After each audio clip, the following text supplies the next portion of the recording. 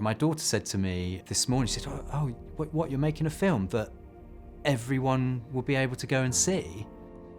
And I thought to myself, well, yeah, the whole world effectively will be able to see my message, hear my story, get what I'm about. And that's so powerful.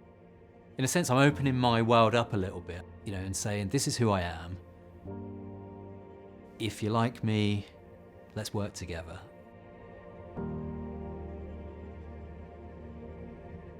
So I remember watching Saturday morning television as a kid and seeing the fun that they were having. Like that environment, all coming together and creating something brilliant. And then when they brought the crew on, and you went, oh, this has got to be the best job ever. And I remember having to think about what I was going to do with my life, choose my options for GCSEs. And I just remember my mum going, well, you always wanted to be a cameraman. And I remember thinking, yeah, can people actually do that? My first job out of college, and I'm in the world of shopping telly. I'm not just the T-boy, I'm the assistant floor manager. Live telly, it's everything I'd ever wanted. I've come with my eyes wide open, and suddenly I've discovered that it's not all it's cracked up to be. It was the way that people treated each other. I'd had these ideals that I was going to turn up and it's going to be people all going for this same goal, and we're all pulling together. It should be fun, it should be creative, it should be, what's the problem, let's solve it. That's the sort of environment I want to work in. And so I decided to leave. It wasn't an easy decision because it was having to swallow my pride, go back home, live with my parents, and go work in a newsagent's.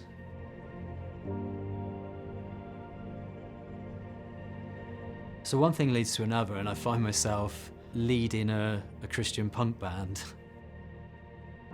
When we turned up to a venue, we were making ourselves vulnerable because people knew what we stood for. When you're in a band, you're a load of individuals making that one sound.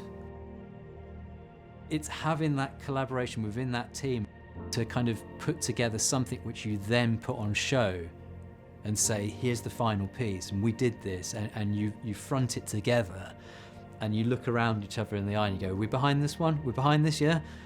And then you go for it.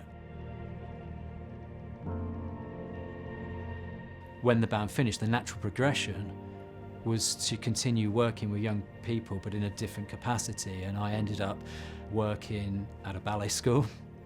I've worked with children with autism. I've been a TA in a secondary school. I then worked as a youth worker on the estate that I grew up in. All these roles require you to be able to observe and listen and understand what is happening in that space.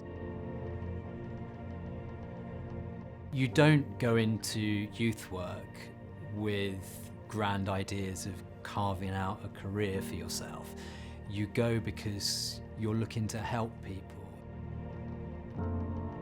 And it's about finding solutions and guiding them to where they want to be, but they might not necessarily see that route themselves. What football and what West Ham especially have taught me is that there's a real excitement in the underdog achieving something, going up against the greatest teams and causing an upset. And I love to take that into my work, but the idea that somebody who maybe doesn't have the same resources as some of your big corporate giants could create a piece of work which competes alongside. There's a real satisfaction in delivering something to a client where it outshines their expectations. There are so many video people out there. How do you find the right one for you?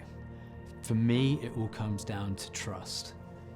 If you're a business owner who knows you should be creating more video in your business, but you're putting it off because you don't have the time to create video, you don't feel you have the budget to create professional looking video, or what's most common you fear being in front of the camera and telling your story, then I can help you.